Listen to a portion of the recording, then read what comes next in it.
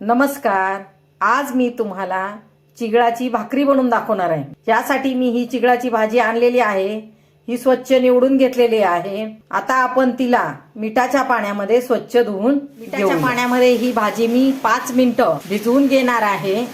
5 मिनिटं झालेली आहेत. आता आपण ही भाजी काढून घेऊया. अशी चाळणीमध्ये नितळायला ठेवायची. पूर्ण भाजी आपण बारीक चिरून घेऊ. भाजी मी बारीक चिरून घेतलेली आहे. त्याचबरोबर त्याच्यामध्ये टाकायला थोडीशी कोथिंबीरही मी बारीक चिरून घेतलेली आहे. ही कोथिंबीर चिरण्याच्या अगोदर मी निवडून आणि मिठाच्या पाण्यामध्ये स्वच्छ धुवून घेतलेली होती. 1 वाटी ज्वारीचं पीठ आपण घेतलेलं आहे. या पिठामध्ये आपण ही चिगळाची बारीक चिरलेली भाजी थोडीशी मिसळणार आहोत. थोडीशी कोथिंबीर, थोडीशी हिरवी मिरची, अद्रक लसूणची पेस्ट आपण याच्यामध्ये मिसळणार आहोत आणि चवीनुसार मीठ, थोडासा ओवा.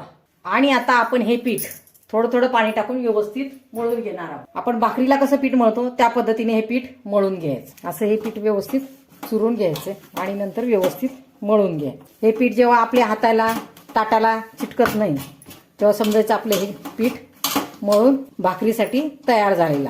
आपण नेहमी जशी भाकर थापतो त्या पद्धतीने ही भाकर थापून घ्यायची. आपली पूर्ण भाकर थापून झालेली आहे.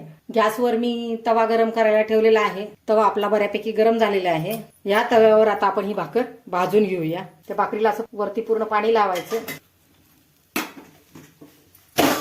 आता आपण आपली ही भाकर दोन्ही बाजूनी व्यवस्थित भाजून घेऊया. आपली भाकरी भाजून सर्व बाजूनी भाजून तयार झालेली आहे. याच पद्धतीने आपण सर्व भाकरी करून घेऊया. ही भाकर खायला चविष्ट असते आणि रुचकर असते. अशी चिगळाची भाजी कुणाला खायला आवडत नाही, पण भाकर केली सर्वजण आवडीने खातात. तर अशा ह्या आपल्या चिगळाच्या भाकरी तयार झालेल्या आहेत. मी सांगितलेल्या पद्धतीने एकदा नक्की बनवून पहा.